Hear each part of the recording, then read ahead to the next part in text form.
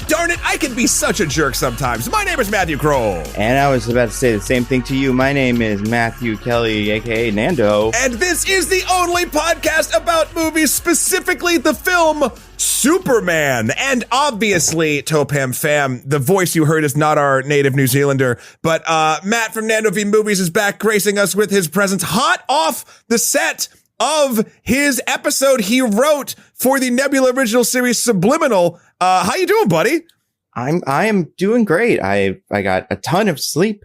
I'm on day 3 of having seen this movie, not having seen it for 3 days, but just like having 3 days to think about it and talk to people about it. And like, it's made me appreciate it more or in different ways. So it's been a big, it's been a big week, and I'm very excited to talk about it and to just like geek out about this Superman movie that I feel like has been years. I mean, it's been when was this announced? I don't remember, but it feels like it's gonna be a while. It feels like we've been you and me a little bit, but also like the zeitgeist has been talking about this movie for essentially ages. Mm-hmm. I don't remember a time before the James Gunn Superman. I mean, I obviously I do. There's the whole Snyderverse. But the how do we want to break up this conversation? Because we could talk about the actual like outside of the movie stuff first before we get to the actual inside of the movie stuff first. That might make the most sense. Okay. Because I don't know if you've noticed this, my friend, but apparently people have a lot of opinions about the Snyderverse. Yeah. And that's great. You know, everybody loves all the things and gets really excited about them. And I'm sure everybody's really, I watched Rick and Morty this week. Did you watch Rick and Morty? No, but I did see the image.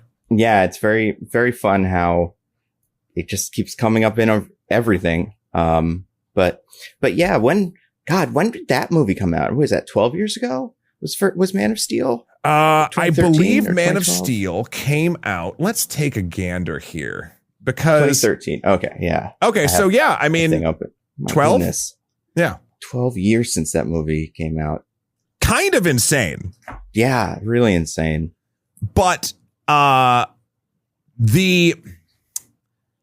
vitriol, I will say, that this movie was getting in very different ways consistently before its release was very, very, very interesting.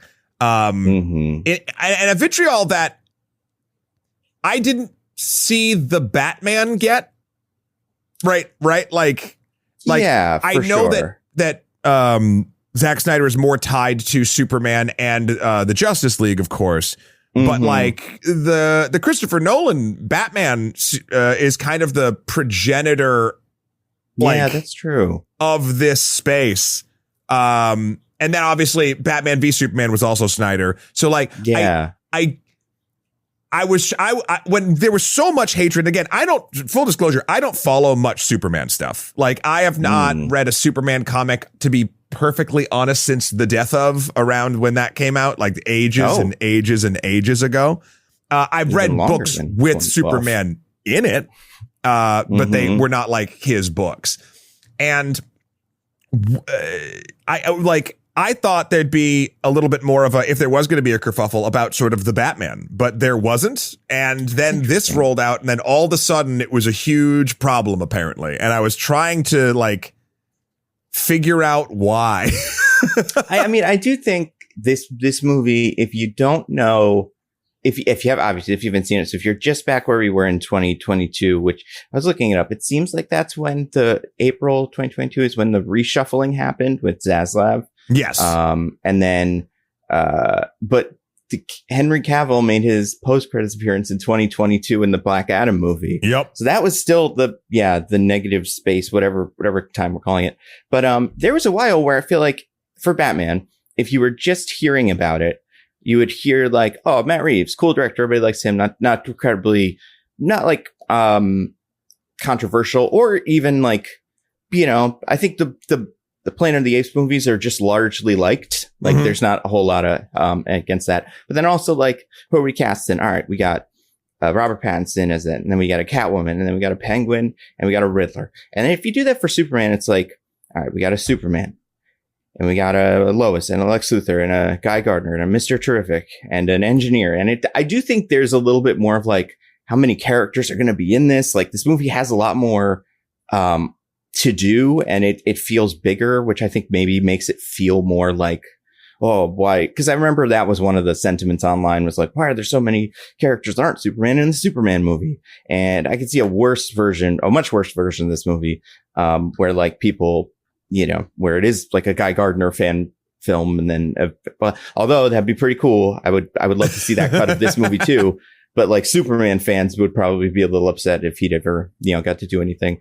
But yeah, I feel like the ambition of this movie made it seem more important than the Batman. And also, I guess the Batman, it's like, it's probably, you saw it and you were like, it's probably isn't going to be, or could be, but it's probably not going to be better than The Dark Knight or whatever the best Batman movie is. But and I think there's a case it is the best Batman movie. But then with Superman, it's like, I think we as a culture just haven't really decided what the best Superman movie is. Sure. And the fact that like we don't have a really high bar to compare it to, it's just, I don't know. It's there. Yeah, I'd say it's a combination of those two things.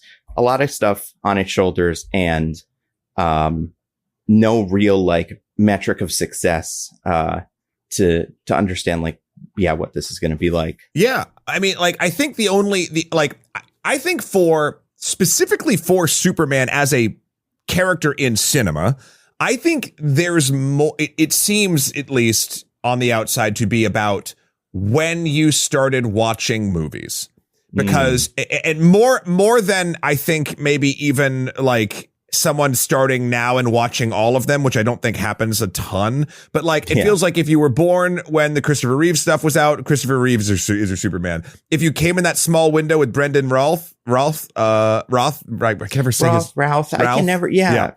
Then he was a favorite of mine for a long time. I like Henry Cavill as Superman. I just think that Man of Steel and the rest of I am not interested in grimdark Superman. I just don't care.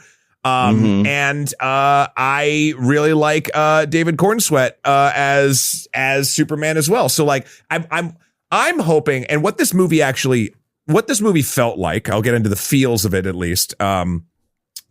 Is on that note, I think kids, if this is the first movie that a kid sees of Superman, I think this is going to be the one that like is the one that will grab people like Christopher Reeves grabbed people.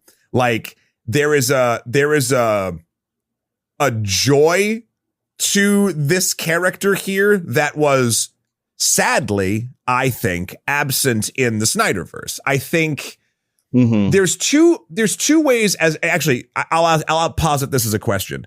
Do you think that because Superman is so ubiquitous as a character throughout comics and cartoons and movies and everything, do you think that ubiquity is almost like a weakness in the sense of like everyone looks to the character of Superman to fulfill a different thing that they're looking for in a character? Right? I think there's definitely something there. I feel like there's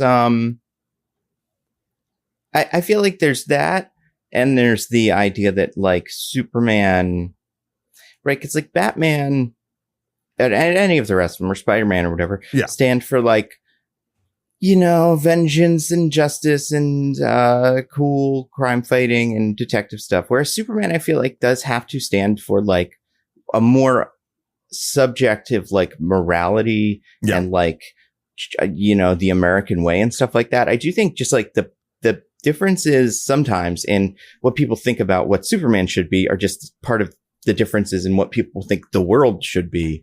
And like they, you know, you would have to assume that you're on Superman's side. Like Superman would agree with you because you're doing the moral thing. So like, I think maybe it's related to that. And Batman, you know what it is too? Batman has a way more defined specific structure of not just like, this is what I believe in, but like no killing, you know, criminals need justice, like all that stuff, no guns. And sometimes they break those rules, and that's, that can be interesting. But, with Superman, I feel like it's much more all over the place. So much so that like as this movie started, I was like, when they kind of posed this first thing that Superman's doing, I'm like, oh yeah, what is the Superman code of like conduct on this, getting involved in this kind of event? And I kind of had to go back through Superman stuff and be like, what did this one say about it? And what would this one say about it? And like, so yeah, I just don't think that's as defined.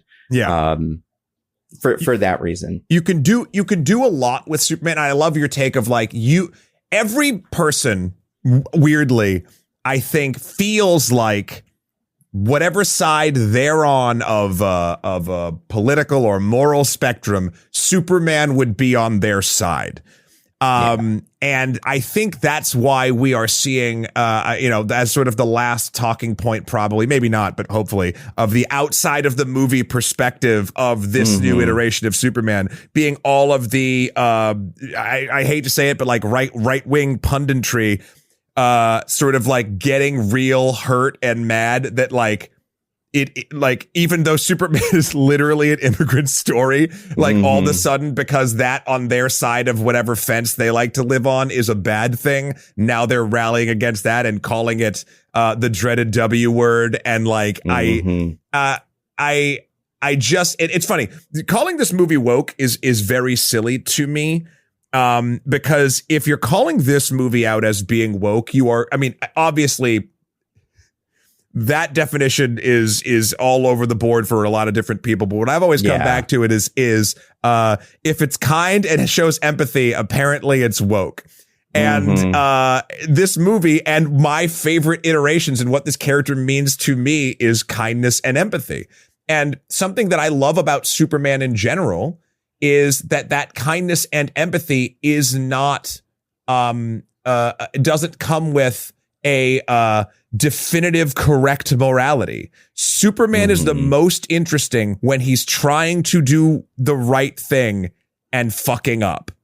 And because otherwise, and I think that's why I never vibed truly with the Snyderverse Superman, is Superman was just God who punched the best and had some personal conflict in his life, but I don't know. I never really felt like they never gave like time for Henry Cavill Superman to like really debate what his purpose was, like or what he stood for, other than slow-mo shots of giant moments of heroism, like in certain ways. And I don't know. I liked the premise of this movie from the first trailer that I saw of it, because with that scene, which I think it will get to, but is excellent in the film, of Lois interviewing Superman. And you kind of get instantly where this guy is coming from. Like, he got involved in a political conflict because he saw that one country was going to slaughter a bunch of people in another country. And he didn't even stop to think about political ramifications, because in his terms, he said people were going to die. And it's super interesting to take a look at what kindness and empathy, how different people can react based on where they are in what part of the world to someone acting kind and acting empathetic. And I don't know, that's what got me initially excited about this. And also tied into that, James Gunn's take on it. Are you, I think I know the answer to this question, but how much of a fan of James Gunn are you? I would say like, it's weird. I don't know. Maybe I would now. Usually if you would ask me like, who's your favorite director or favorite, film creative, he wouldn't necessarily be at the top of my list. Not that I don't like love him and like love all of his movies, but, I think because because so many of them have been the Guardians of the Galaxy movies, or the Suicide Squad, or the Peacemaker, or this, like, I feel like I mean, and I hope he keeps making movies like this forever, because he's really good at it. Yeah. But, because of that, he feels like kind of, it's like, I'd like to see him make more movies about things that aren't, like characters that exist, just because I kind of want to see what that is. And obviously he's done that before with Super. What was it? Super. And what was the other one where he got infected? Slither. Yeah. Yeah. Slither's great. Yeah, so he's done that. But yeah, so either way, I really liked his Guardians of the Galaxy. I really liked the Suicide Squad. I think it ended up being probably like my favorite of those DCEU movies. Peacemaker was great, and Creature Commandos was good, very good. Like, I think it had a weird structure and kind of ends. Did you watch Creature Commandos? I didn't. I will. It's on the long list of things I need to watch. Well, luckily, it didn't matter if you saw it for this. At no point did any character go like, we could get Frankenstein to kill him or something like that. But I was part of me was like, is somebody ever going to mention anything like that? Because it is kind of the Rick Flag Sr. origin story for why he's in this positioning. But besides that, there's no connection to any of the rest of it. They even have a different fictional country. I can't even remember because there's another kind of Eastern European nation in the Creature Commando show. But it's neither of the two that we're dealing with in this movie. They love it. They love adding a random Eastern European nation. But yeah, so I like James Gunn a lot. I think he's funny. I can see a world where like, I don't vibe. My thing with him is like, I think he makes great movies. Not every joke lands with me usually. This is more true of like the Guardians movies, where it's much more jokey. But I think he understands what makes a comic book fun. And he seems to, and there's other creatives that definitely do as well, that you can hear talk about it. And you're like, okay, this guy like has read them, and not just like has read them and like understands because you don't need to know, everything about Star Wars to make a good Star Wars show or something like that. Like, you can just want to make a good thing. But I think there's people who come into this medium with the, idea of like, I'm going to make a smart one of those. Like, I'm going to make a comic book movie, but not like a dumb one, like a good one. Yeah. And, and I think there's a lot of other people especially like James Gunn's age, that like came up on, comics from the 80s and 90s and stuff like that, which was like a pretty big decade for a lot of these characters, that do appreciate like the weirder, crazier things. And, I really respect that about James Gunn. So overall, I would say he's pretty high on my list. Maybe I need to recalibrate the list. And if I looked at everything, he'd be like the number one, like director or writer director. But yeah, no, overall, I like him. I think I'm right there with you. When I think of like favorite directors, that his name does not come up, but I will say I think loved every movie of his that I have seen. And on my favorite directors, like one of my favorite directors, Edgar Wright. I was going to say, he's right up there for me. And he feels like a guy who's like a director. Right. But also, like, he's had some misses for me. Like, movies like Last Night in Soho was like fine. Like, I liked the film craft of it, but like, I never have the desire to go watch it. Baby Driver has awesome bits of it. But also, maybe it's the Kevin Spacey of it all. Maybe that's Baby why Baby Driver's in a weird place because of that. Yeah. Listen, the soundtrack lives in my record player, I think 80% of the time. But like, so it's funny that like favorite directors of mine that I also like have had way more misses than James Gunn. But I think to your point as well, James Gunn doesn't seem like he goes out to be like, well, I'm going to do the good version of a comic book movie. He feels like he understands what makes comic books good and is really good at translating that onto the medium of film. Like, and again, this is not everyone out there listening. Email us in at onlymoviepodcast@gmail.com. Don't think I am just shitting on Zack Snyder. I like Zack Snyder. I was talking about in the way to the movie last night, how much, even though it is a silly movie, I really vibe with Army of the Dead. The Netflix zombie one in Vegas. Like, I just like it. And like when he was in charge of Superman, I had problems with Man of Steel, not from an action perspective, but from a, to be perfectly honest, a Superman perspective. There was a lot of, Zack Snyder manages to take tropes and elevate them to the level of Greek and Roman gods, but not really do much else with those tropes. Like, and I think nothing spoke to me more about how I wasn't going to vibe with his take on the DC EU more than Pa Kent, Kevin Costner's death, where Superman, who has proven how fast and strong he is stopped when Kevin Costner tells him to let him die in the tornado, because Kevin Costner's in the movie, he's worried that someone will discover that he's Superman or whatever, he has powers. Yeah. When in actuality, we've seen him move faster than people can perceive, and it would have been fine.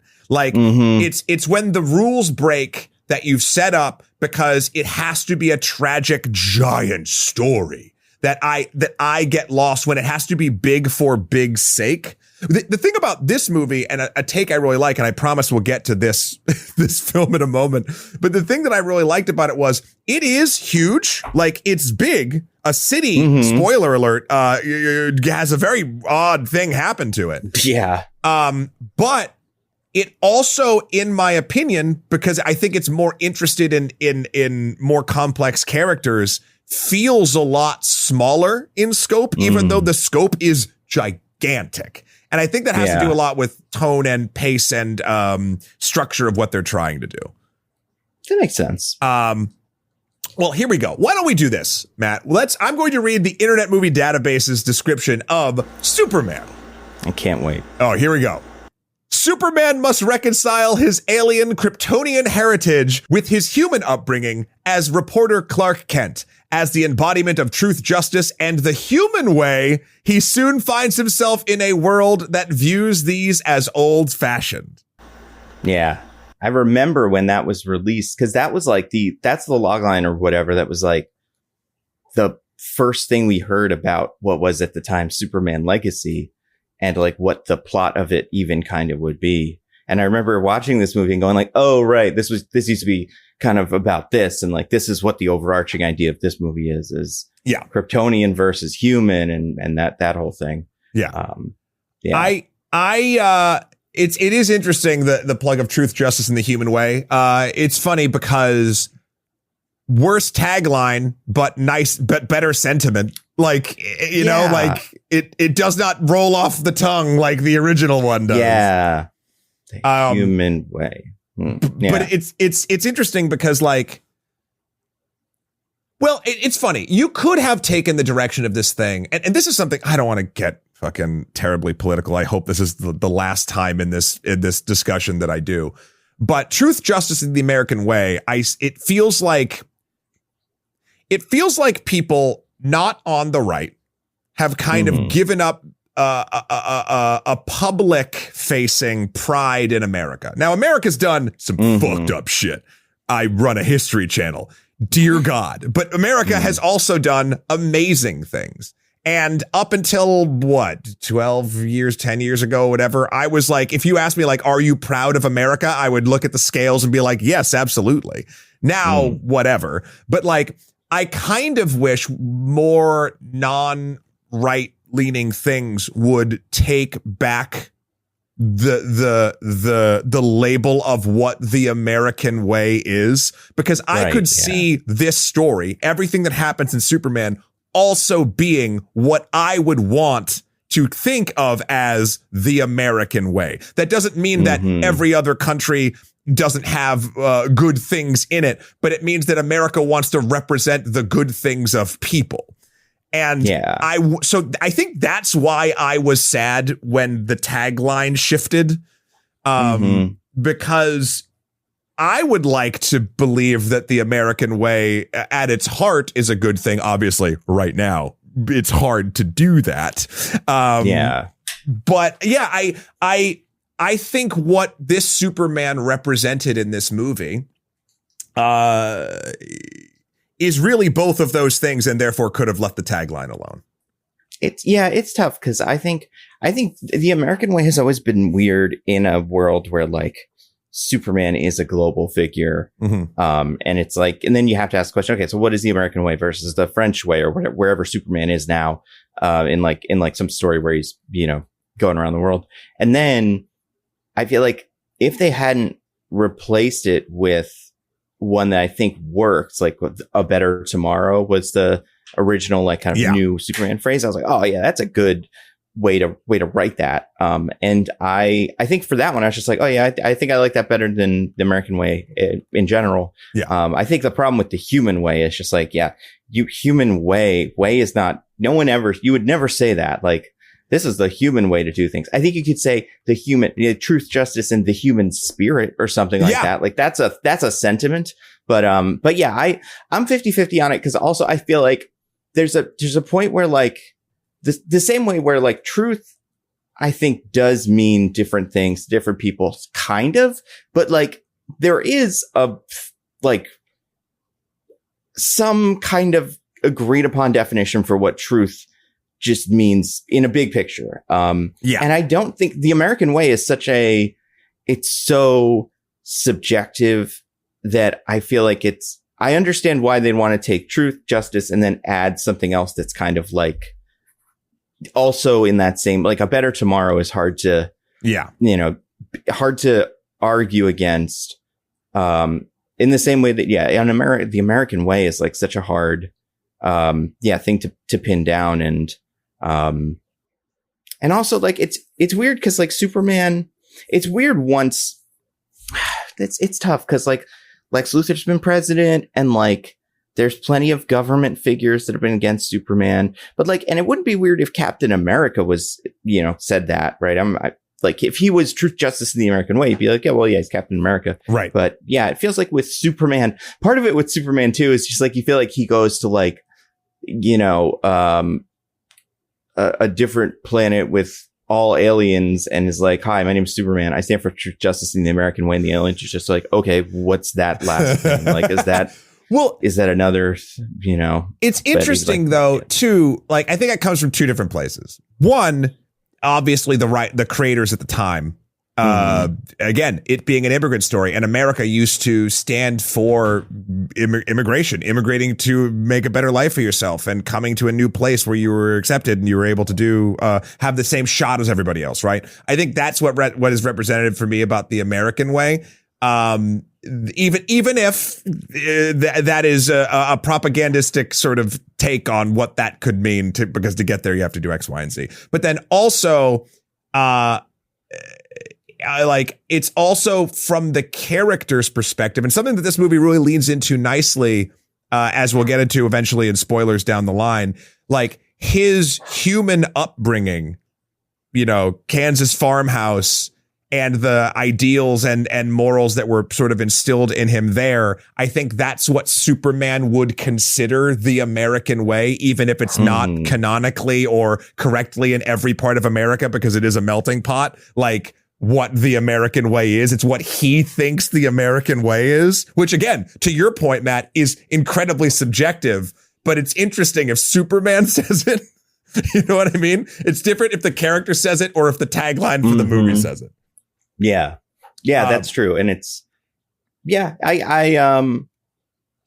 as someone who like, it's interesting because in our lifetime, we've also seen like 3 relatively successful Captain America movies. So like, it's not like it can't be done, but it kind of feels like if you're going to do that, like they did in Winter Soldier, Brave New World, not as much First Avenger or Winter Soldier and I forgot Brave New World also exists. But Winter Soldier or Civil War, if you're going to do it like you did in those, it has to be kind of about that almost. Like it has to be about Captain America reconciling the fact that he doesn't feel like he represents America and like the American legal system. Whereas Superman, I feel like has so much else on his plate besides the America part of his, that it's like, that it's almost like, it's kind of like with Wonder Woman where it's like she has an American flag on her sometimes, but at the end of the day, it's like there's so much other Greek mythology and like stuff you could deal with that it's like maybe you get rid of that because it's easier to focus on the other stuff. I kind of understand why that, but it does come up,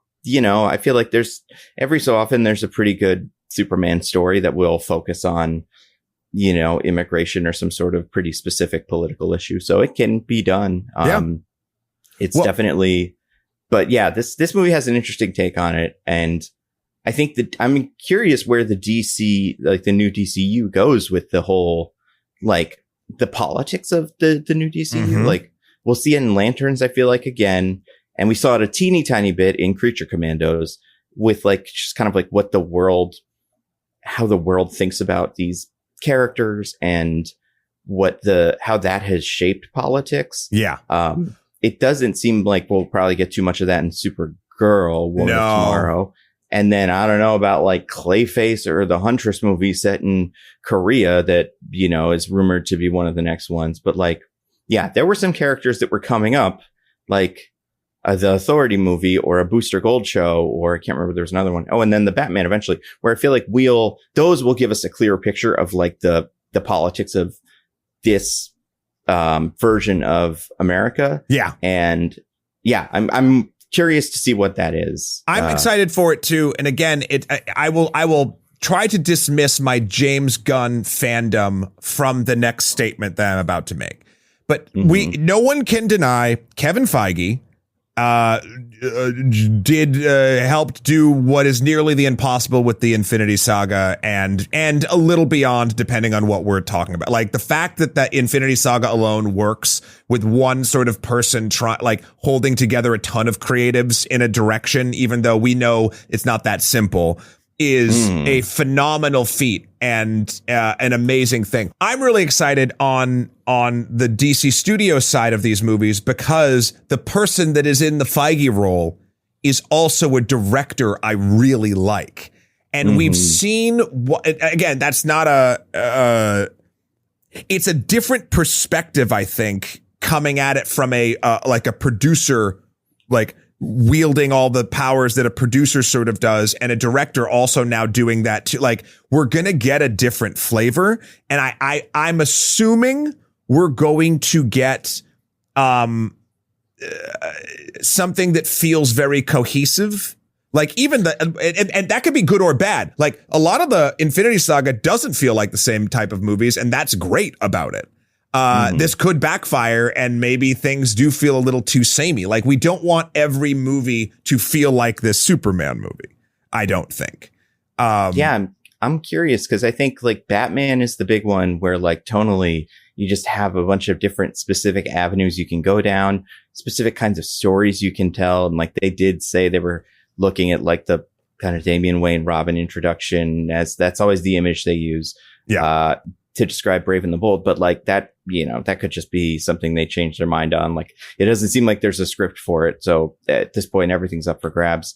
And yeah, that's I'm excited for James Gunn, the director, and James Gunn, the comic, like lifelong comic fan creative, getting a shot at this. I'm way more like excited about it now than like in the future when we have to start kind of spreading thin. Although like, to his credit, I know next to nothing about Peter Safran, who is also in charge of these and like works with James Gunn. So like, I don't know what his filmmaking philosophy is or like what his vibe is, but I could see a world where like the James Gunn, Peter Safran relationship is a lot like the Jon Favreau, Kevin Feige relationship in the early Marvel days. And like, that's all you need. Or, not to say like, I guess like kind of James Favreau / Joss Whedon as like time kind of went on, but that like creative spirit and comedy and like the groundedness of the movies in the world fed through like just a person who is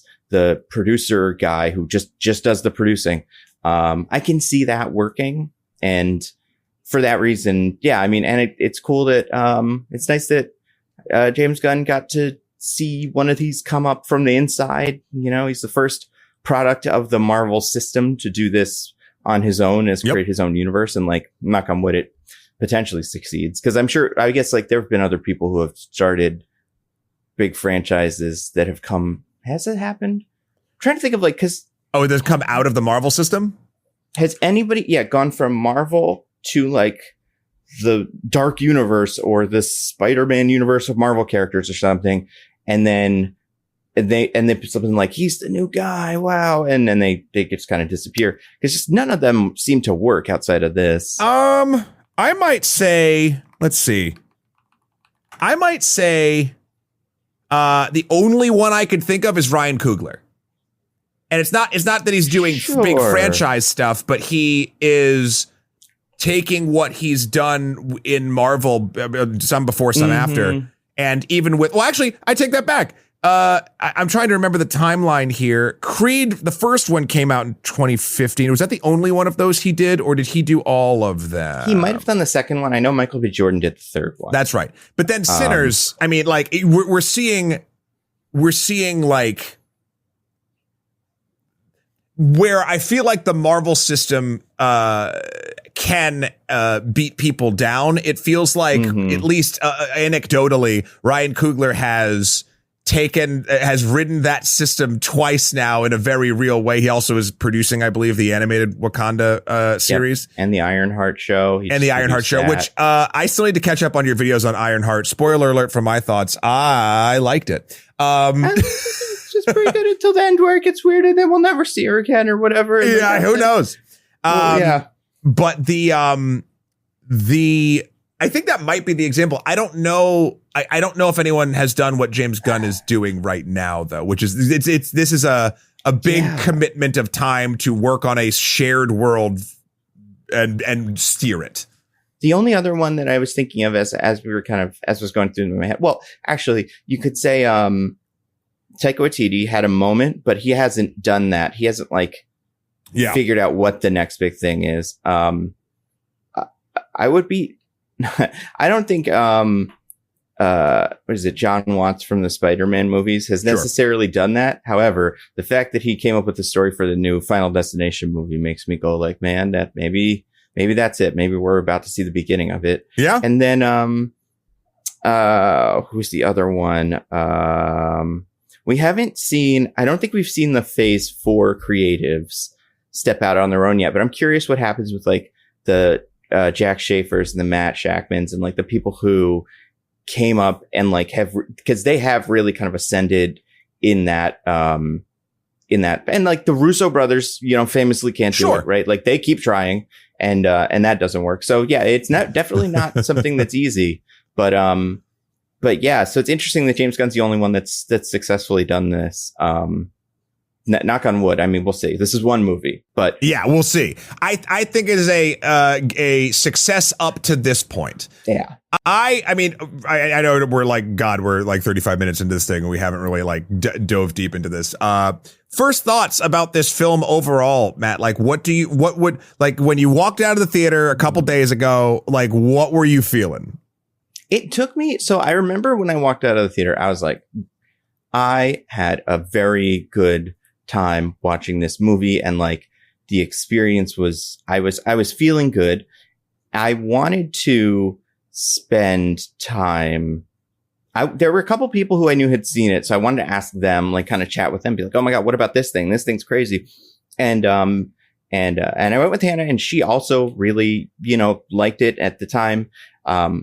And the more time I've spent with it in the last, whatever it's been, 3 days, I feel like I've come to appreciate it more, and just been more interested by it.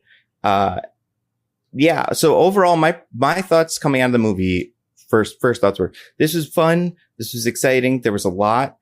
There was some stuff that I was like, I wish we did more of that. I just wish there was more movie, to do stuff with, but I'm actually, I say that. And then I'm constantly complaining about how movies are just 3 hours long now all the time. So I cannot be pleased, but and the performances, I love the performances, for most of the characters and most of the big parts of the movie. Yeah. So I was happy and very interested. I feel very engaged by it. What about you? What were your immediate thoughts leaving the theater? Yeah, I mean, I loved it. Overall, that's my sort of the top tier line. But I think it actually had a sort of step up in my opinion space already. Again, respect James Gunn. Wasn't really feeling the other side of the pendulum of Superman that much. And this is not a character that I am deeply tied to. Spider-Man is my superhero. It has kind of always been the one that I've gravitated towards. And when we were in Tobey Maguire stuff I really loved. I didn't love 3 at the time, but it's actually weirdly grown on me in an odd way. The amazing stuff, I think Andrew Garfield did phenomenal as Peter Parker Spider-Man, but those movies I do not like. And now Tom Holland, I really, really enjoy. But like I when I go in to see a Spider-Man movie, I feel like I am far more critical than I was, for instance, going into this movie, because I don't have a personal tie to this character or this franchise. Like I don't. But yeah, so maybe it was an easier time and it was easier to wash over me, but I absolutely loved it. It's funny when you first get there and it starts off and like, it's basically, I respect to the people cutting the trailers of this movie, because it did not, like, it gave you tone and vibe and the themes it would talk about, but it did not spoil like order of operations as much as a lot of these do. So like I got through like the first 10 minutes, like you said, is a lot of the trailer. Like, and so that always feels really good because you're like, I don't know where this is going. Like now we're deep into, we're going to be into spoilers, everything like that. Like, I don't know if there was a shot of the rift happening in Metropolis in the trailer. Like, I don't think there was. In the last one. Maybe I didn't watch that. Yeah, I remember seeing if you really focused and kind of knew what you were looking for, you could see that something like that was happening in the background. Okay. But it was very slight. There was very little of it. Yeah. I loved that like the first 10 minutes did the just quick setup of where we are with Superman. Obviously, we never need to see Superman's origin story again. We never need to see Bruce Wayne's parents die. We never need to see Peter Parker get bit by a fucking spider. Like I want to see Superman's origin again because I want to see what was going on Krypton. I've got questions. So here's the thing.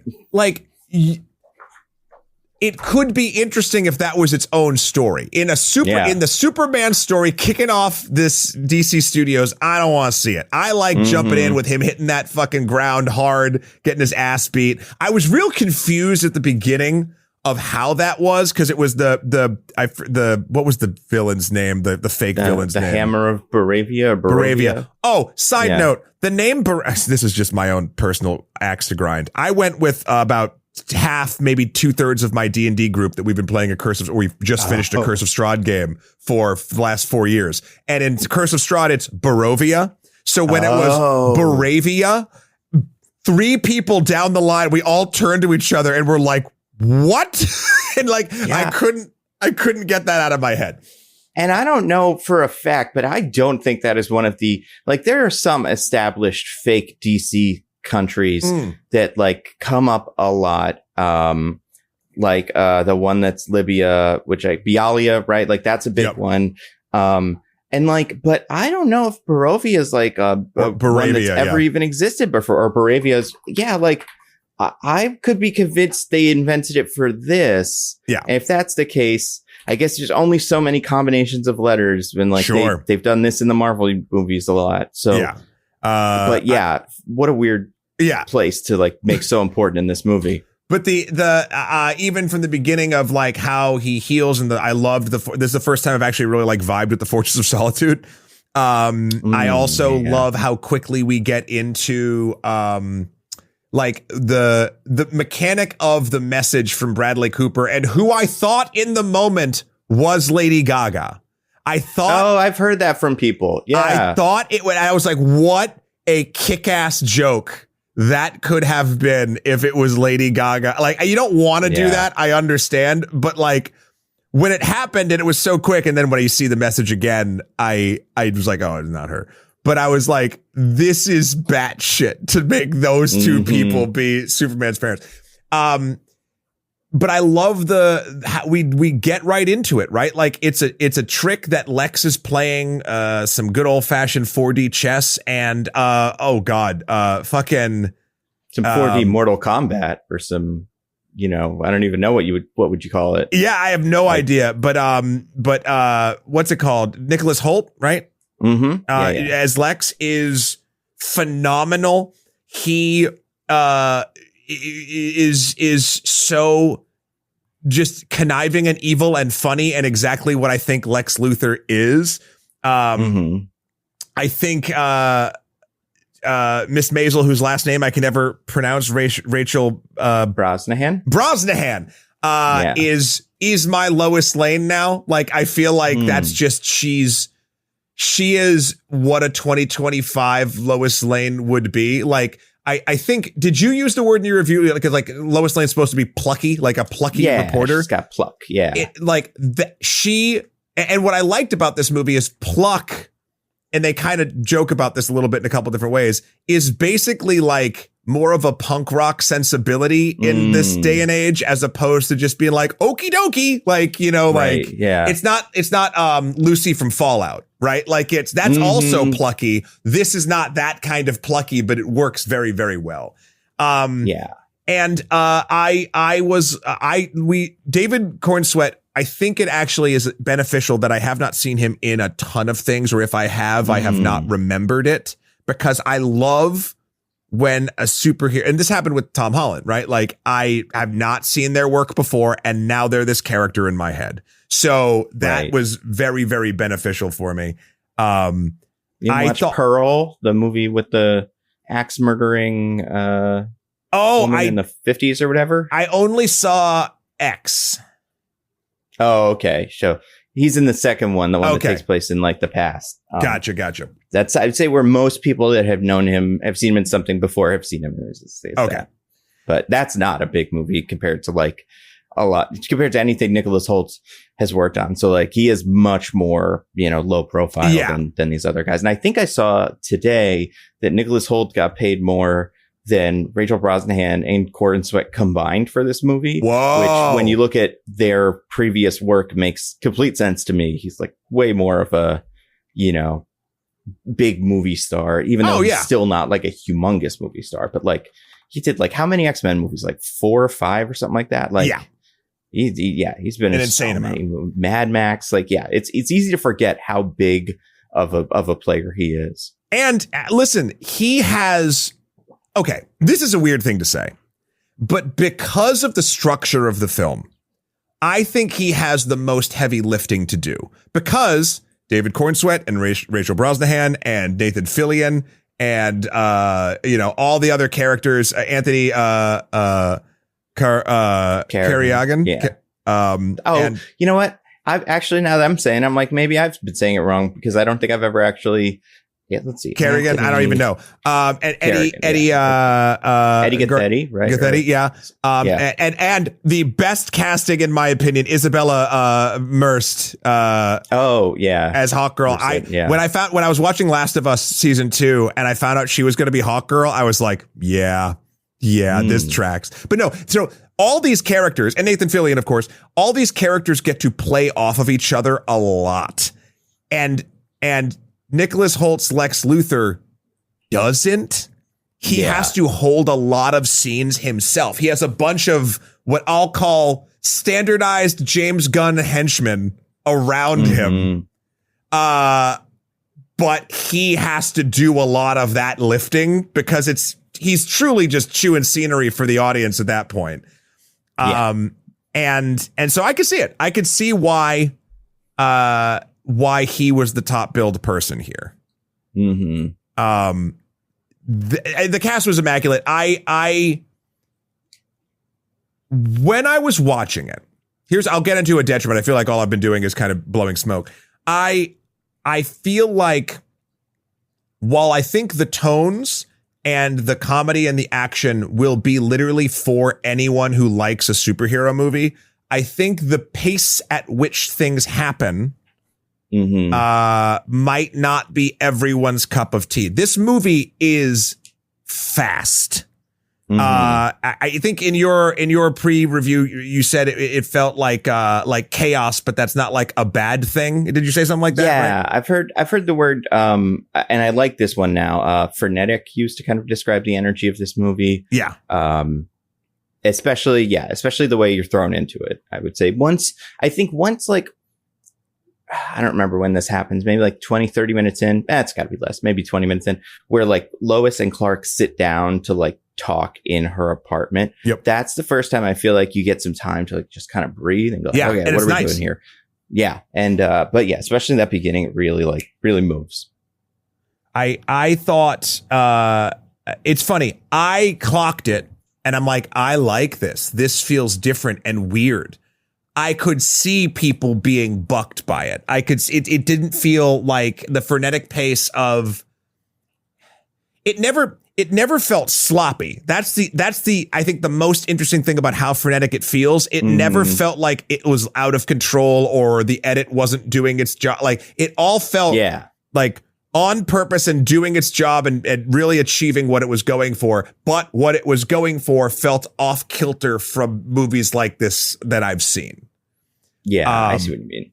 Also, side note, I'm jumping back to cast again, but Skylar Gisondo, Jimmy Olsen. Say, the whole Daily Planet, I think, was really well cast and fun. It's a shame that maybe that was that felt like one of the things that we didn't get as much time with as I would hope. Yeah. I would have liked to see more of him with Clark and him with Lombard, or Clark with Lombard and like those other figures. But there's only so many hours in the day and, you gotta make some cuts somewhere. But yeah, that was the thing that I think I came out going like, oh, that was really funny. And like, I think I could have done a whole movie of them. I love that they made Jimmy Olsen for whatever reason, like Lothario, like a real ladies man, Dave Magnet. And has that ever? I don't. Is Jimmy Olsen like Jimmy Olsen is like Jimmy Olsen has been everything. Like he has been, obviously he's been around forever. But like because of the popularity of Jimmy Olsen as like a character that appeals very well like to kids because he's like the kid friend of Superman.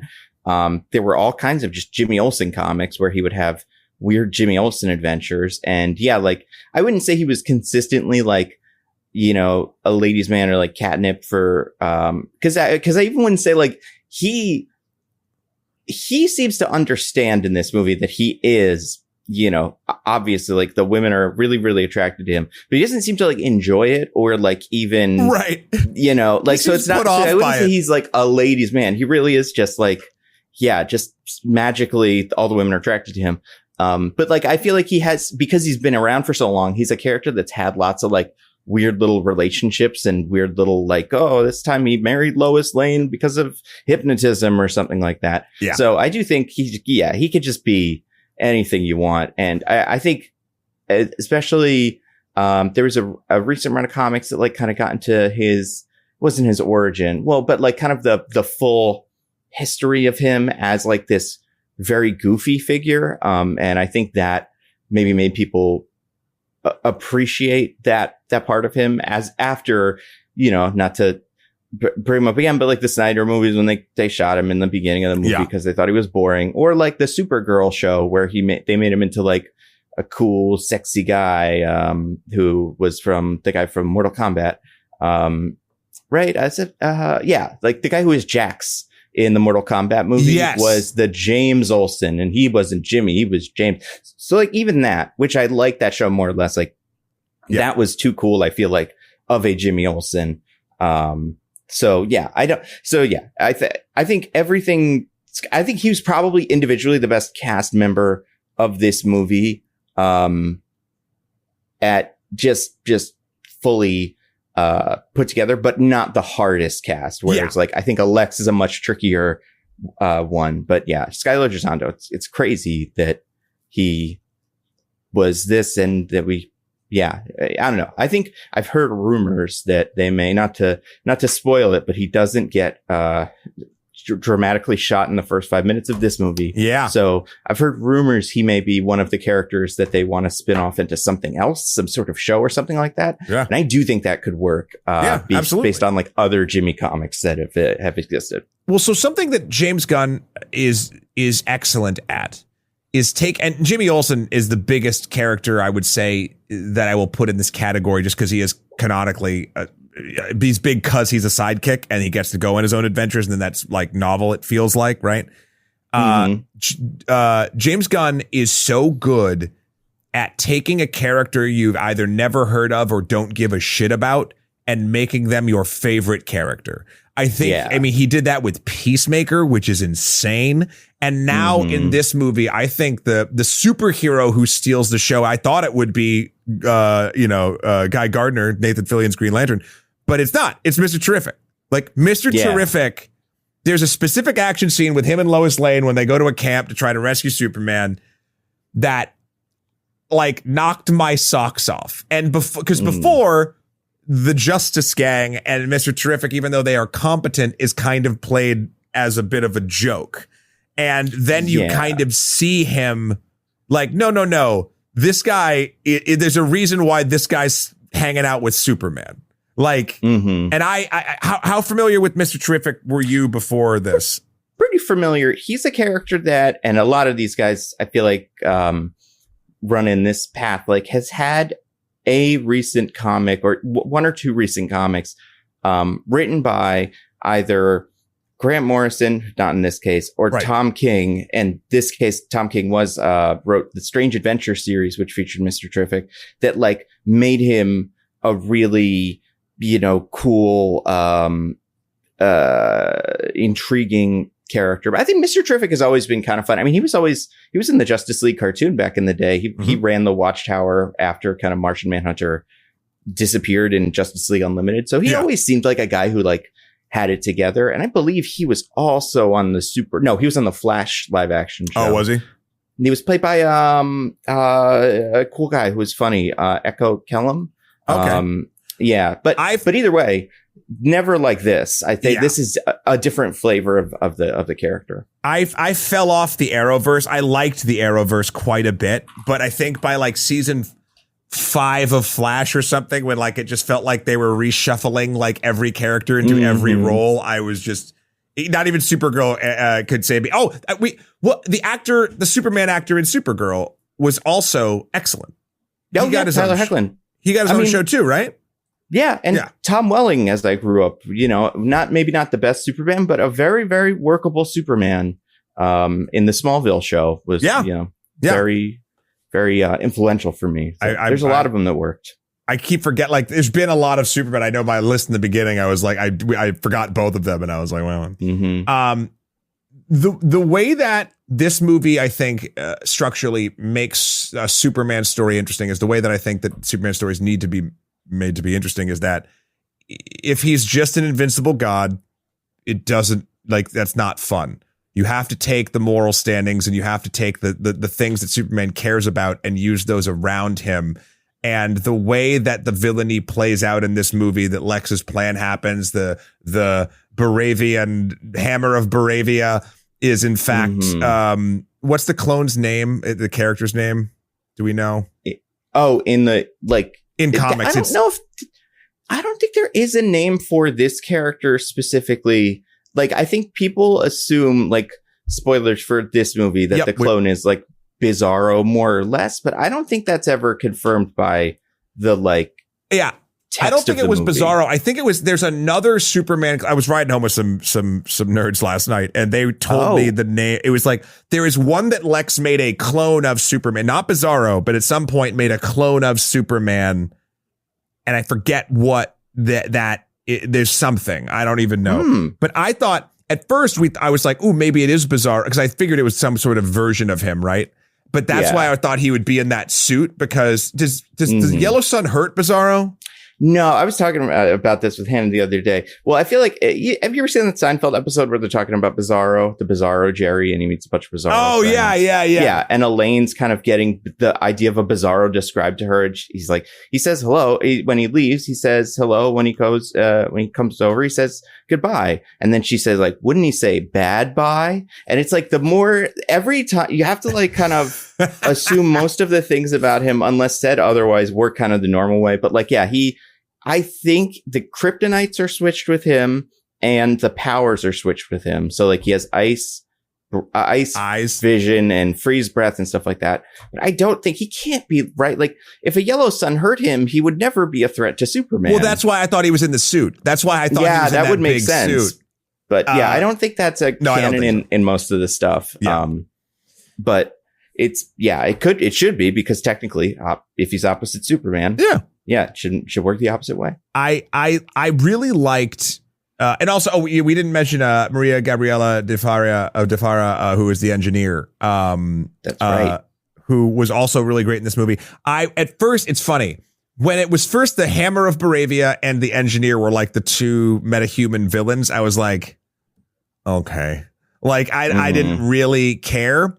But as the movie went on, it it actually like I was like, why is Lex using like the engineer for this? Like, I get it to break into the Forge of Solitude, but then like, what's the thing? It's like, oh, the plan is literally like something powerful enough to get close enough to Superman to suffocate him, for lack of a better word, from the inside out. It all kind of made sense. And it every time I had a question about this movie, right? Like from a plot point, how did Superman get his ass beat by this random suited armor nonsense character? Like all of a sudden, oh, well, it's him. Okay, that makes sense. How did Lex get into the Forges of Solitude in the first 10 minutes? Super easy. Oh, he had the DNA. Like, so I, and by the first or second time something like that's revealed, I'm like, oh, they did, like, James Gunn sat with the script and worked on the script for a very long time. Everything is like the I's are dotted and the T's are crossed. Like, oh yeah, I never felt, even at the crazed pace that it went, that like they left anything on the table. It felt very like they know exactly how this world works, with the exception of the black hole. They listeners, if you've been listening this long and you haven't seen the movie, wow, congratulations on that, but you should definitely go see it. Yeah. There's a part when they're in a pocket dimension that Lex has turned into his own personal Guantanamo Bay, that he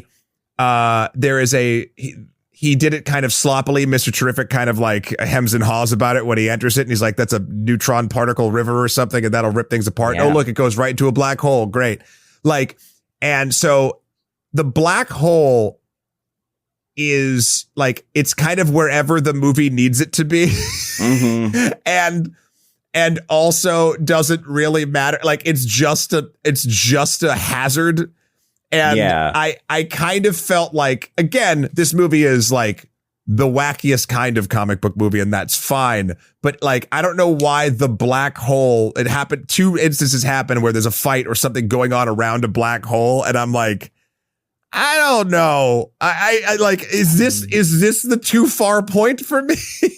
I don't know. I feel like if there's black holes and then there's space that's not black holes, you have to be able to get to some point, I assume, where you're almost in the black hole. And then that's like where all the fights, those 2 fights in the movie take place. I guess.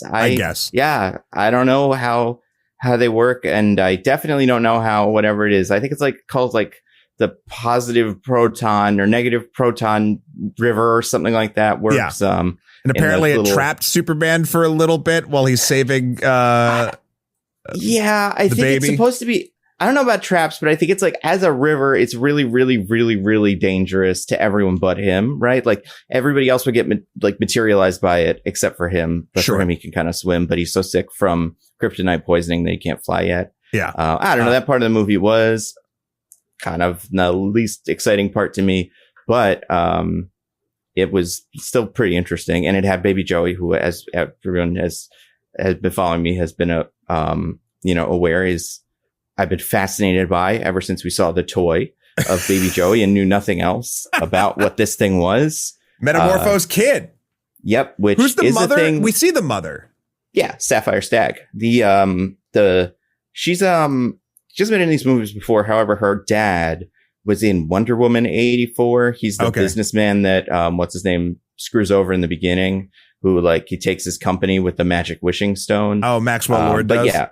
Yes, Simon Stagg is like a cool one of the million like evil businessmen with a company called the Businessman Named Enterprises who does a business, and he happens to be the one that accidentally created Metamorpho, and his daughter is the works for the company kind of, but because Metamorpho is in love with her, the dad uses that to kind of get Metamorpho to do what he wants. Sometimes that's like their relationship. Gotcha. But I believe the actor that played her in that one shot was credited as Sapphire Stagg. Okay, cool. Yeah. Side note, also connecting to Wonder Woman 1984, which we really probably shouldn't do ever again. Right now I'm looking at the cast list, which just doesn't make, I don't know if they actually named this, but Sean Gunn, when he had his cameo, he's supposed to be Maxwell Lord.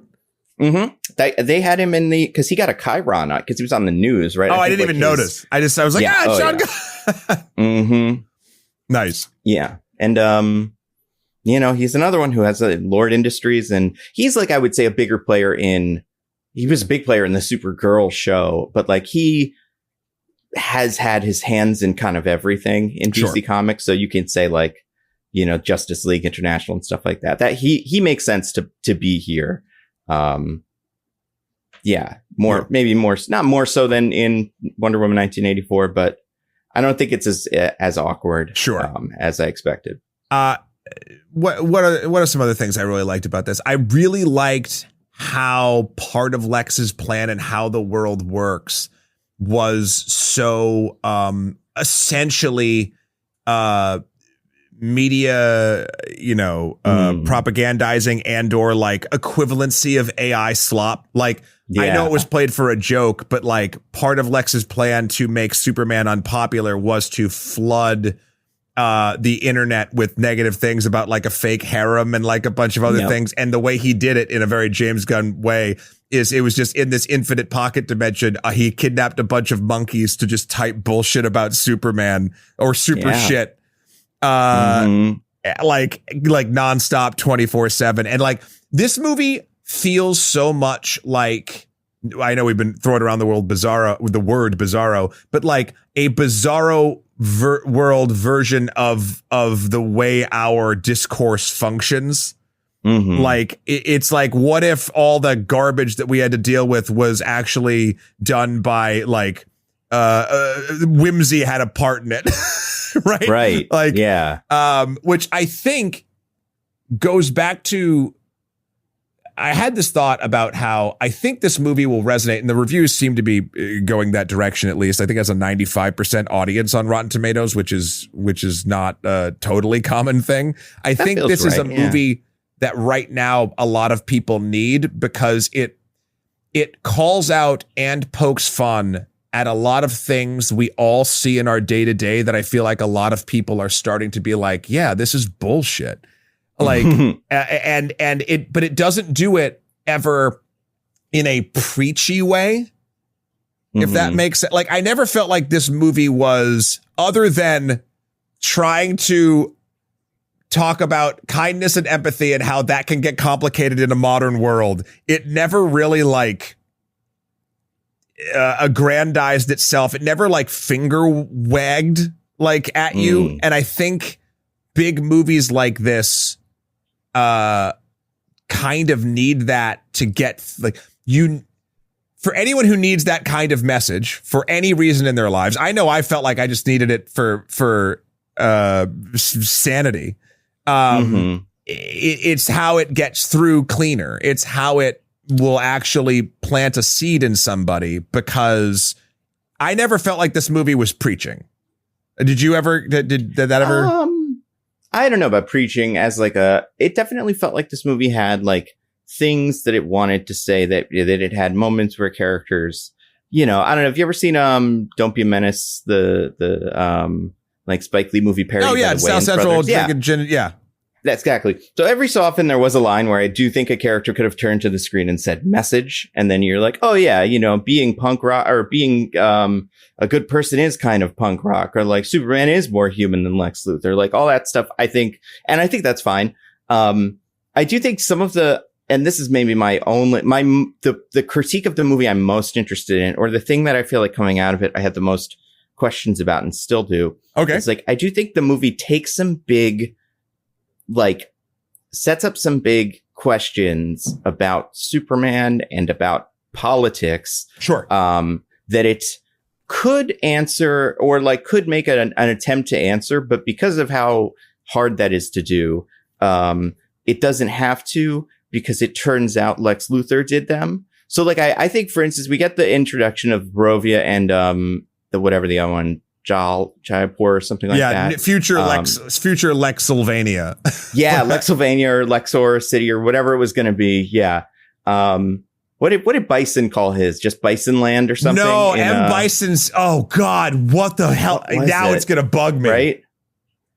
I'm going to look it up. Keep going. It would. Yeah. So whatever that was, we had this big conflict that it was not originally, but ended up being like a really like one-ish to one-ish Israel-Palestine conflict. And I remember when it was rumored that this was the story, people were like, oh, that's a lot like Ukraine and Russia. And everybody was like, that is a lot like Ukraine and Russia. And then everything happened in Israel and Palestine. And everyone's like, oh my God, now it's a lot like that. Yeah.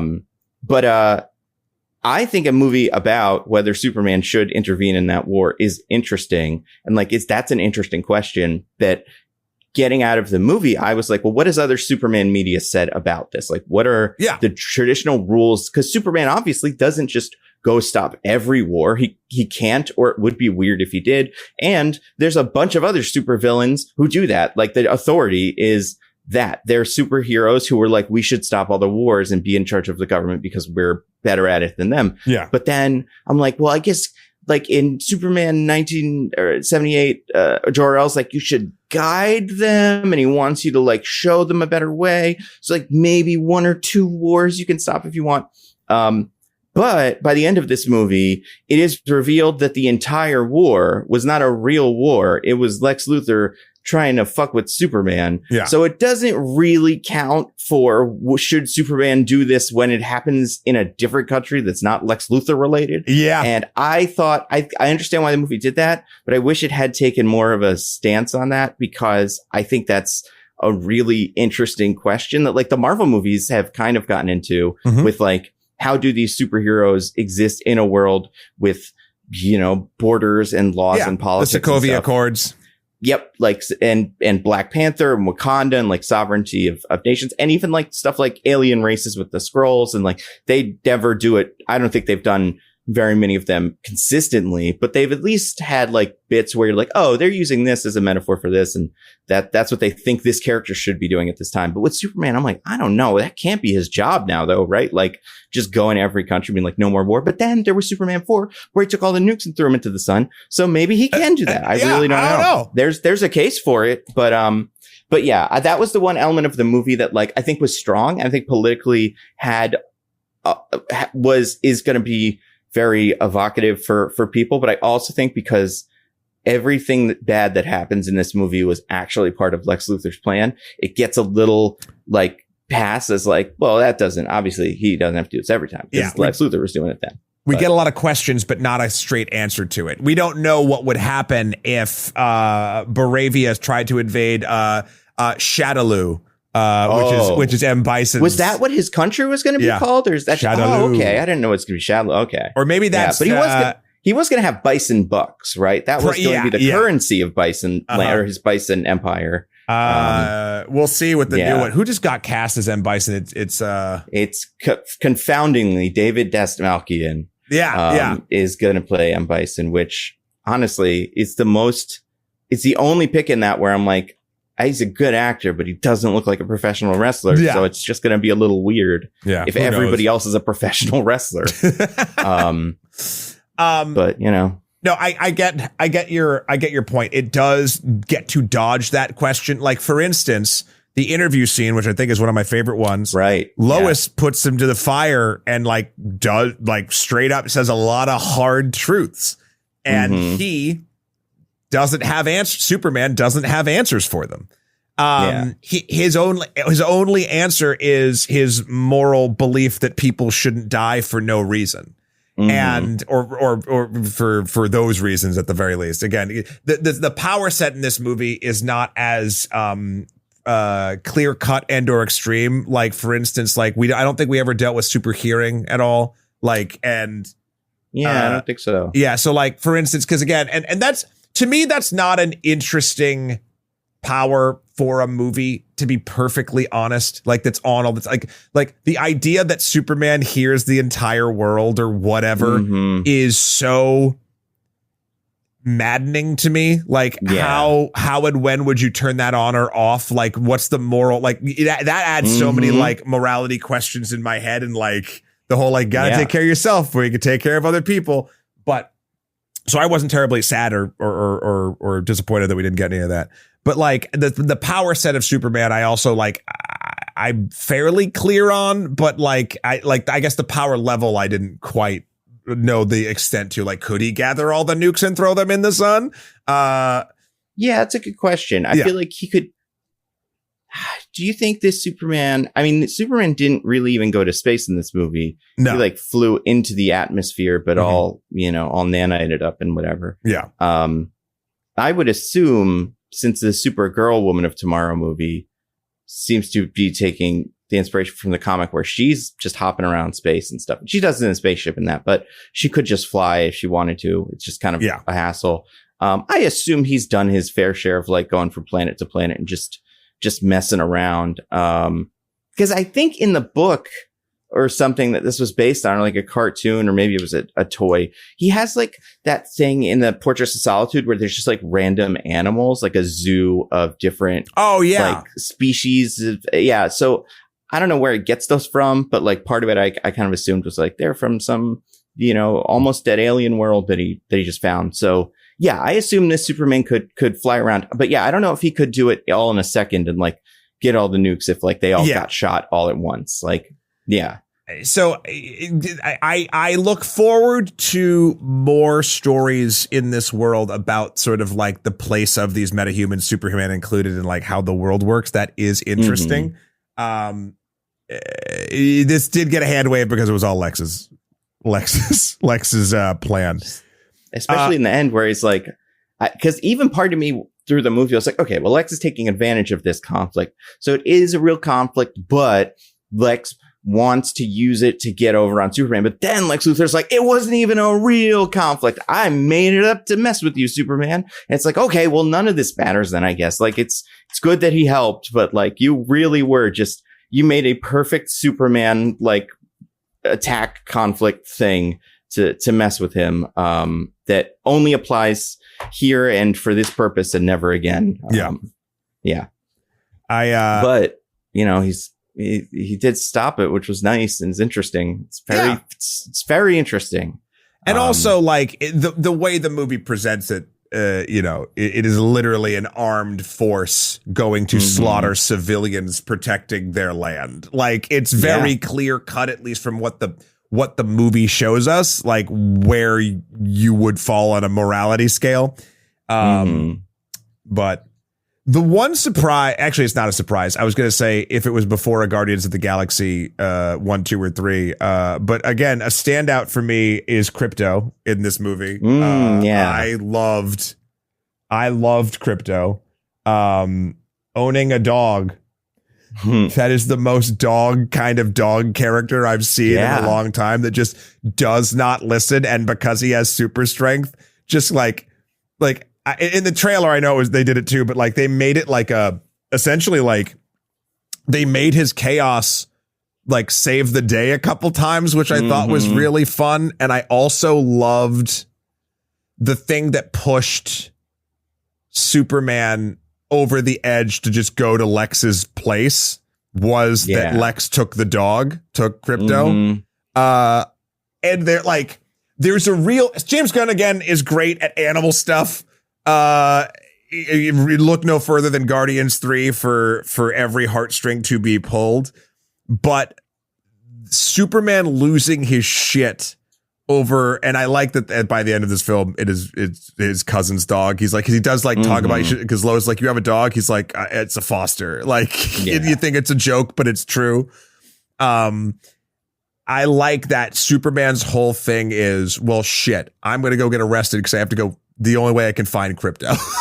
And it was just, I don't know. It was tying it back all together to Superman is super because he's the most human of us all. Like that thought process, that methodology of like, no, I'm saving my dog now from you piece of shit. Like that's a real human thing. And that sort of also helped put you in things like that throughout the movie helped the final sort of speech from Superman to Lex like land. Do you know what I mean? It wasn't just, for sure. It made that feel earned. And again, I go back to, for every black hole and for every chaotic piece of pacing, I feel like this movie is so methodically planned that you can't help but, for lack of a better term, marvel at the success that it has spinning so many plates. Like, again, we all thought like this is too many characters, like, but it doesn't feel like too many characters. At least it didn't to me. No, definitely. I think there's definitely characters that I'm like, I would have. There's a lot of characters that I would have liked to see more of, and some characters that I'm like, I could have seen maybe zero of. I don't think I do feel like I didn't hate the mega prison arc. Like it's the only thing that I think fully just like visually maybe didn't work for me just because so much going on. Yeah. I like the idea of Clark going to prison. I don't know why it has to happen in all these movies, but like he also goes to prison in that first Man of Steel movie too. Yeah. Not really prison, but gets arrested. But like, you know, in our current day with all the CCOTs and, you know, alligator Alcatraz, whatever they're calling it, like the idea of some sort of weird extrajudicial, you know, facility. Cool. But I could have personally, I would have been fine with taking that whole bit out and then just subbing in more Daily Planet stuff and maybe losing the Metamorpho. But then we would have lost the baby Joey and Mr. Handsome, which is an even more bizarre character, that like white monster thing that drives the little boat. Yeah. That is, I don't know what the hell that was, but like that was pretty cool. I think, I definitely don't think it was too many characters, but I do think there's certain bits of the movie that I would have liked more of. And if that had to come at the expense of other characters and other like plot lines, I wouldn't have been super bummed. Like, I understand why we needed the engineer, because she needed to hack stuff. We needed someone that was a hacking character. We never had two characters fighting two villains at the same time. I kind of assumed the reason she was there was because there was going to be a fight scene where Mr. Terrific had to fight her and Superman needed to fight Ultraman or something like that. And then when they have that big moment where the two of them just crash into the field with the two of the other ones, like Mr. Terrific's just down immediately and it's the other two versus Superman, which is a cool like concept. But I think we could have maybe not done her. That's really it, though. Like, those are the only two characters that I think were somewhat, like, you know, were fine. And also, I think we're probably the two that were the biggest departures from how they usually play in the comics. She's not mean. She's the nice member of the Authority. And I think Metamorpho is more of the thing than usually here.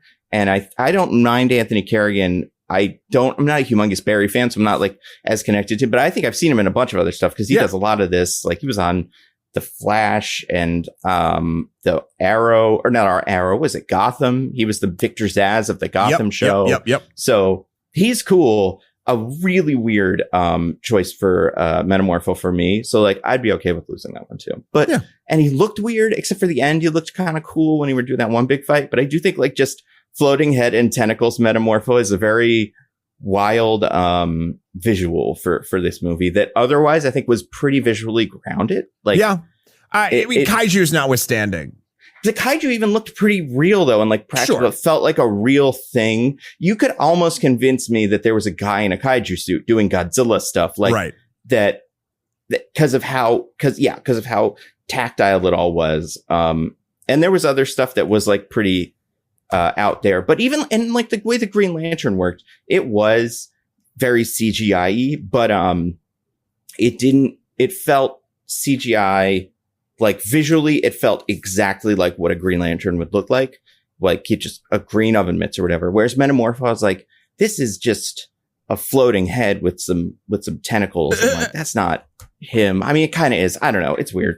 Metamorpho's been around for 60 years or whatever, I'm sure. So there's lots of different versions of him. But the ones that I'm familiar with, it's a little less that. I feel like Metamorpho is probably the hardest one to bring to an IRL film. To make that, not that it's hard. I mean, it's hard to do all these, but like it'd be the hardest one to make everyone happy with the choice you make. Whereas Green Lantern is more of a mood and vibe kind of way the powers are illustrated as opposed to like full structuralness.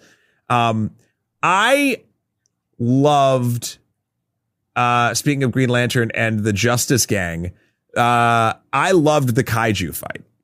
Yeah, I loved the kaiju fight because Superman was concerned about saving people and not killing the kaiju. And they just didn't give a shit.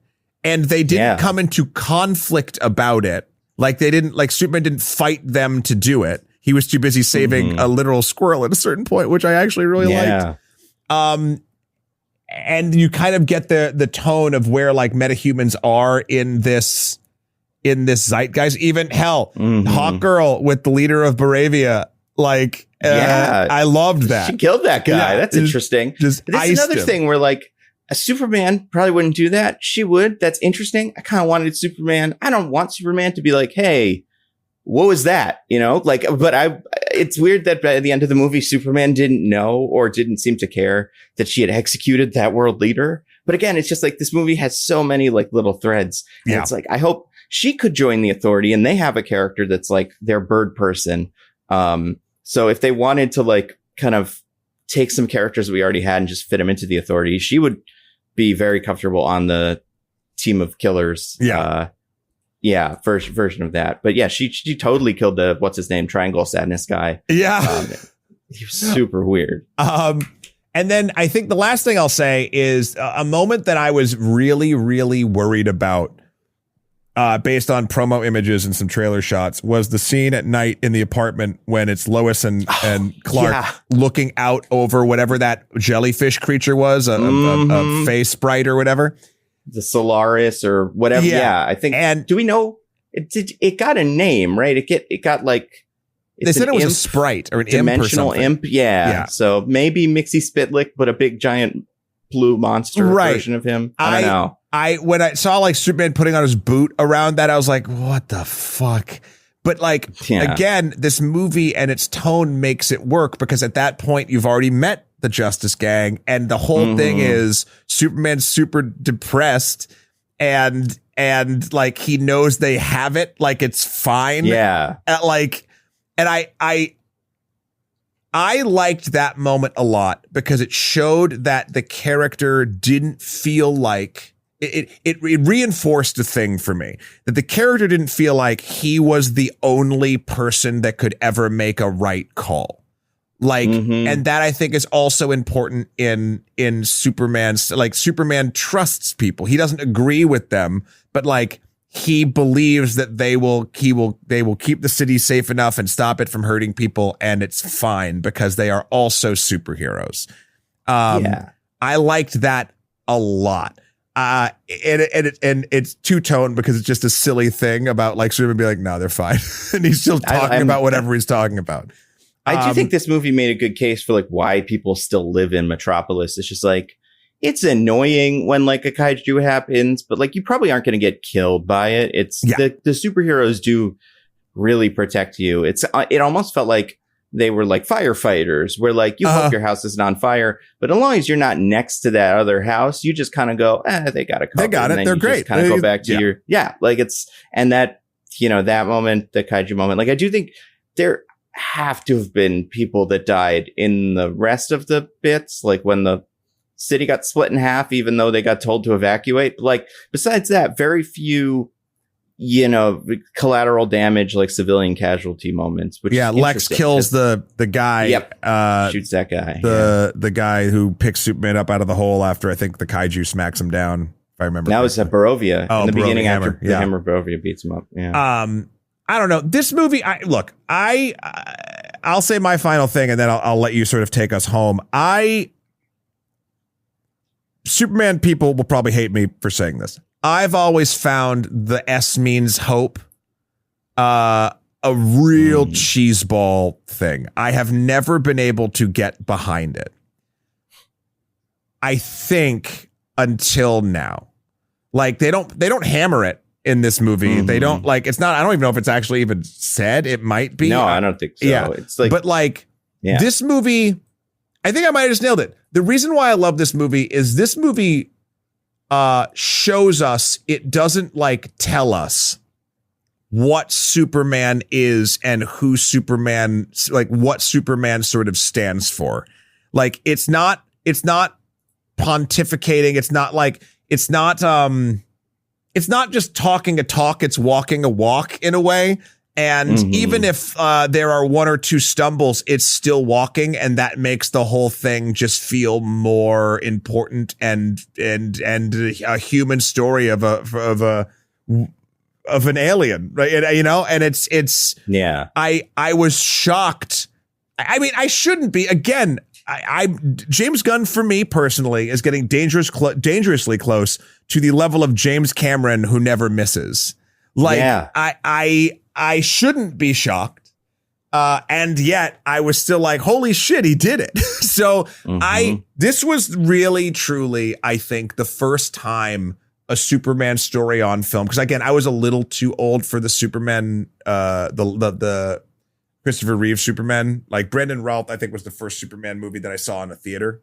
I don't think you were too old for you were too young for the Superman. Sorry, too young. Yeah. Sorry. I'm 107. I was going to say, man, I don't know anybody alive that was too old for that. Yeah. But like, I never, Batman, the Keaton Batman was sort of my first superhero foray at the theater. So I don't know. I really enjoyed this. It has very minor issues, none of which in my mind truly matter. And I think with the creative team behind where this franchise is going, I hope that even like the questions that you had, right? Like about like actually diving into the stuff once we've reset, once we've done all the things, like what does a world with a Superman really look like now that Lex is in jail, right? So I don't know. Yeah. I adored it. That's my final thing. Matt, what are your last words for everyone who's been listening to us yap for about an hour and a half? So last words are movie good, actors good. One other thought though, this is something that I thought today. This is the first time I've had this thought, which is okay.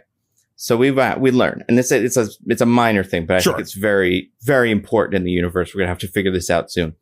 Superman, we learn, and we haven't really gotten into this. Superman's origin has changed very specifically to include like the message from the dad, and it's like, oh, you were actually a kind of Viltrumite or whatever. It was very Viltrumite. He's not supposed to like conquer to save the Kryptonian race and like, or like the Empire. He's just like, you can be here and rule over all these idiots and it's going to be great and take a harem of people and stuff like that. And that's really funny. And I think in the movie, it's interesting. Again, it's another thing where like by the end of the movie, everybody's like, but Lex Luthor did all those crimes. So let's trust Superman again. And it's like, I agree. You should do that. However, he didn't fake that. Like Mr. Terrific did, you know, verify it with all the hackers or whatever. But, in the comics, traditionally, Superman, as Clark Kent spent no time on Krypton. So this seems like this is, unless his dad, Jor-El is just a weirdo. I would imagine this is a Kryptonian culture. Like you just go to another planet and start a harem. Supergirl did traditionally grow up on Krypton and Argo City. And like she has memories of the culture, was supposed to look after Clark, you know, kind of messed up and then ended up showing up later than him. So she's younger than him, but like she's from Krypton. Right. So like, does she have a harem? Is she going to create a super harem? Or is she like, you know, are they two people that got raised like, or like their, you know, parents that they're very estranged from are like super religious and they don't really do any of that stuff, but they hear, if you like heard what their parents said, you'd be like, that's just them. They grew up in a weird time. Like everybody does do that. Also, did she ever tell him about this? Like, apparently not. You should tell him just in case it ever comes out. But I loved it. I mean, the other thing I loved about it that we haven't talked about, not even talked about, but like there's so many, we kind of got Mr. Hanson on like weird, dumb little things that don't need to be explained, but they just throw it out there. And it's like fun because that's just how the comics work. I love that the robots are called Superman Robot, as if he invented them or something. They're not just robots. They're the Superman robots. Yep. And he is the only Superman that seems to exist. And like even the House of L symbol being the S, like I don't even think that's canonicalness, because like that's usually, you know, they just invented that because what's his name wanted to wear the S2 in the first Superman movie, Marlon Brando. So they were like, oh, I guess this is like the house crest or something. I think you can make the case that like this S is just like an S, or like is just a random thing. Then he's like, oh yeah, I like this design. This is cool. Or yeah, it looks like really an S. Look like an S. Like it's got the weird Kingdom Come font or whatever you would call it, typeface. But yeah, so I like how much this movie trusted audiences to just throw something like that. There are a bunch of robots that run Superman's cave or Fortress of Solitude that all have different numbers and like voices, all played by Guardians. Exist. Not all, but tons of Guardians people. Yeah. Alan Tudyk is Gary. What do we have to do to become part of the James Gunn friend group? Because it is a job for life. Man. Yeah, like, right. You just show up in everything, and even like I'm pretty sure one of them is Palm Clementif, who is rumored to be playing Huntress in a Korean like action movie Huntress spinoff in this universe as well. So like, you just never stop getting roles. It's great. I just want to, James, if you're listening to this. I know you're relatively online. I could see maybe a world where you listen to podcasts. Yeah, why not? I'd be the last thing I'd want to hear about is more people talking about Superman. If I were James Gunn, I'd want to like go to, an island far away from everybody for like a couple months. But if you're listening to this, I would love to be your friend. I could do funny voices. I don't know. What are my other, I'm pretty good at, Marvel Rivals. I'm not very good at Fortnite, although Superman is in Fortnite now. So that's fun. And Crypto is in Fortnite. Have you seen any of this? I've seen Superman. I haven't seen Crypto. Crypto has, and I think it's called a mythic weapon. I'm not positive about this, but you get a bone, like a little milk bone as the weapon, and you throw it, and then Crypto just dive bombs whatever that area is, and it's basically like a crypto grenade, and then he just flies away. That's so funny. Very similar to the way that he is portrayed in this movie. That's good. Which is fun. Fortnite is hit and miss for me on like, do you get the tonal thing of the character? Like, here's a question. Mm-hmm. Like, does Superman in Fortnite, like, is it a skin you get? So it was a skin in the battle pass and still is, but it is also a mythic weapon now that you pick up and then become Superman, kind of like Thanos or Godzilla. Sure. But you have the ability now to have a skin of Superman running around with a gun? Yep. Any kind of gun too, a sniper rifle, whatever Superman wants at the time, a handgun. I hate that. I'm all for clever ways. I think, for instance, case in point, while I do think, there's a cash grabbiness to it, I do also really love and appreciate all of the Magic the Gathering sets. Everyone that has come out with the franchise, it feels like the mechanics of the cards feel like the franchise. They don't just slap it on and it's like whatever. It's like, oh, well, this would be this because of this and this and this. In Fortnite, I am not against Fortnite and the enshittification of like every IP like rolled into one thing. I'm not, because I come from the time, as I'm sure you do as well, of like action figures. And what did we do with all of our action figures? Still live in the time. But like when we actively like played with them and made stories with them, like everyone came together. And so like that's what Fortnite is to me. Fortnite is a place where everyone's action figures can come together, where John Wick and Batman and Sabrina Carpenter can all Miku or whatever her name is, the one pop star thing. But I do wish that they took a little bit of like Magic's vibe thing and like, okay, you're Superman. Like I like it when it's a special thing where you become Superman, then you can do Superman things. I don't want to see Superman or Batman or anyone canonically who hates guns running around with guns. It's a personal thing. And I'm not like anti-gun either. I would never have my Superman action figure grab a sniper rifle, right? Like it just doesn't make sense, and it doesn't work with the character on a moral or physical level. I mean, listen, while I completely agree, I mostly agree. I don't know. I don't have as much of a problem with it because I have played it, although I don't have the Superman mythic or the Superman costume yet because it's so far into the battle pass. But I do think that the design, whenever they do this, the designs that they end up coming up with for the guys are so good. Like you mean like the model Superman? Yeah, it's like one of the best looking Supermans I've ever seen. Yeah. So I'm like, all right, I guess they get to do whatever they want with it because they invented this perfect, like it's the Flesher one that's like the alternate. Anyway, it's beautiful. The team that does all of those is top notch. Like they managed to put any IP and make it feel like it belongs in Fortnite, which is an insane visual feat.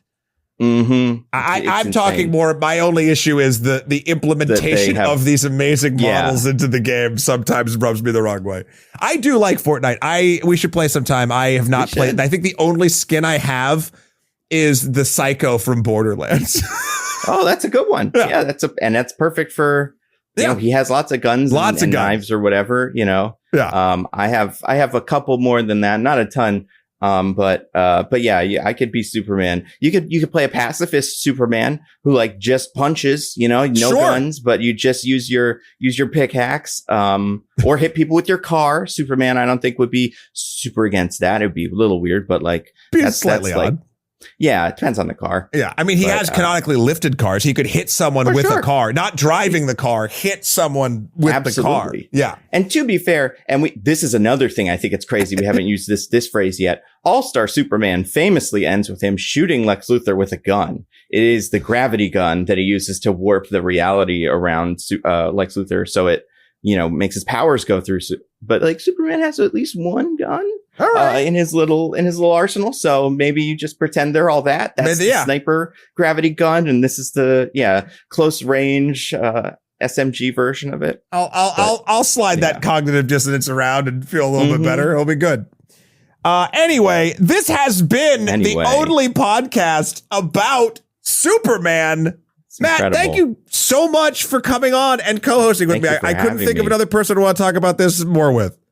I've been thinking about this movie since whenever 2023, whenever it was announced. It's just been and since my childhood, watching that cartoon of like Superman that everyone loved in the Justice League show, and knowing that this could work. I think I'm glad that we as a society are here. Yeah, we are now past this, which means we're in the Fantastic Four stretch of July, which is equally stressful but interesting, and I'm really curious to see how that plays out. But I'm glad we got through this as a world, as a culture. I think we deserve a nice little Superman movie, and we got Baby Joey, so there'll always be that too. Everybody can love Baby Joey forever. Do you think if you had to guess, I mean, this is such a hard thing to say, do you think that which do you think will top for you this summer, Fantastic Four or this one, if you had to guess with all of your knowledge now? I mean, now knowing what this is, I think it's hard to not say it'll be this, just because like it's so solid. For Fantastic Four to beat it, it would have to be nearly perfect or like really, really good. And just the odds that they're both going to be really, really good are just like low. I'm liking everything I'm seeing from Fantastic Four. Same. And like, I think the difference for me with Fantastic Four is like, if everything wasn't working about Superman, I do think I'd be kind of bored by it. Whereas if everything isn't working with Fantastic Four, I do think the aesthetic and the actors and stuff are just going to make it something that I enjoy watching regardless. Kind of like Eternals or, you know, one of those other Marvel things like Black Widow, which I think is better than that. But still, like, but I also think there's a chance that Fantastic Four is going to be something really, really, really cool. And so it could be the best movie of the summer for me. I mean, listen, I don't know if either of them are going to hit the heights of K-pop Demon Hunters, which is the best movie of the summer so far, but Fantastic Four still got a shot. It's welcome to try. I need to see K-pop Demon Hunters. Yeah, it's so much fun. That'll be on my weekend watching list, I think. It's a good time. Well, Matt, when you are not enjoying the hunting of demons through fantastic K-pop music, where can folks find you? I am. But when I'm not doing that, and when I'm not talking about that to people on the street, because so many people I talked to the last 2 days, I've been working on a new Nebula show that we're doing. And I've just been chatting with people in the downtime, like, hey, what are you up to? What are you watching? I've been evangelizing this K-pop Demon Hunters movie so much that I hope at least one person I talk to this weekend watches it. But besides that, I make YouTube videos on my Nando View Movies and Nando Cut channel. They range from, pitches for movies. Like I have a pitch that I came out with before even this Superman movie was like existed, but kind of for a Man of Steel 2 that could kind of function as this. And me and James, we came to some of the same conclusions. I have one for the Batman 2. I'm really curious what they end up doing with that. Yeah. And like, I want to see if we had any same instinct. So I've got that stuff. I also have just videos about like what's going on in the world culturally. Like I have a video coming out that I'm pretty close to being done with, called What Was Phase 5 About? And this is just kind of looking at like because Phase 5 is over after Ironheart. So like what were the themes of that? And was there any, trends that kind of defined that phase of the MCU? I do tend to talk about movies that are based on comic books, not just because they are the dominant force in popular culture, but because it is just the thing that I like the most. I also have a podcast called Mostly Nitpicking that I run with my friends DJ and Diggins, where we pick apart a piece of pop culture every week. We do usually what the big thing is. We think, we're not positive about this, but we think we did, because we did Mithrigan 2.0 last week. We might just skip Jurassic Park and go straight to Superman because of our schedules, and also because we just don't have that much to say about Jurassic Park, and maybe we'll cover it later. But we're definitely going to do Superman and but we also cover whatever weird movie comes out that nobody wants to watch, like that one where Mark Wahlberg flies a plane, but he's bald. I think it was called Flight Risk or something that came out this year. So if you want to hear about all the great big movies of the week and day, we'll talk about those, but also you'll learn about some other movies that stink. And this is called Mostly Nitpicking. I will say, I'm pretty sure maybe it's next week. I have to figure this out. We're doing our annual fundraiser where we're going to watch something. Oh no, you know what? It's in 2 weeks, because I'm pretty sure what it's going to be is we're going to watch, do a live watch of the original Fantastic Four movie from like the 90s, which you can find online pretty easily. Yep. And then watch it with the people. So we'll be doing that as like a fundraiser for charity, which I can't remember exactly which one we picked. So just keep an eye on that on our on the YouTube channel and stuff, and on Twitter and Instagram and all that stuff. I'm Nando V Movies. All over the internet. So hell yeah. That is all my stuff. Definitely keep me posted about that charity thing. I'll tune in for that. That's awesome. It's fun. Yeah. Last year we did Theodore Rex, another movie that is really easy to find on YouTube that is so weird. I'm glad I saw it, but man, there's things that I remember about that movie like a year later that I'm just like, oh my God, yeah, there was that guy that just lived in a purse that just pops out, and weird ass movie. When we do the charity streams for my birthday, we normally it's video game focused, but we have dinner. We have dinner time where we watch a movie. Right. And my favorite one we've done, I think, this year we did the original Little Shop of Horrors, which was great because it felt like Fallout, which is what we were playing. But on the vibe of what you were saying, the year before we did Velocipaster. Oh, yeah. So I've heard of that movie. That seems very cool. Yeah.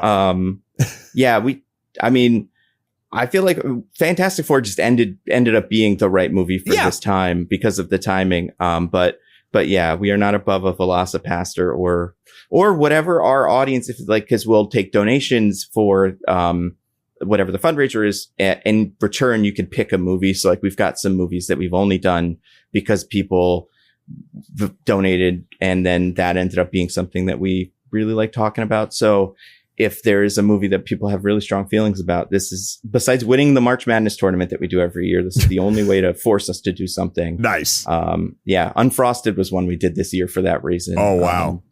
Wow. It's crazy what it would be like if Pop-Tarts were like the space race, but also the actors were boring. Yeah. I can't even imagine. If only we lived in a world where we could find out. Yeah. Excellent. You can also obviously find me over at Extra History and Extra Credits. One thing I would like to shout out is I was recently on a podcast. I was recently on two podcasts that are not this podcast. The first one of which was Screen Drafts, which basically is a podcast where experts and enthusiasts, I will put myself in the latter column, compete collaboratively in the creation of basically like draft picking movies like they're sports. And I am not a sports person, but Patrick Willems and I were guests on this podcast, and we did action comedies.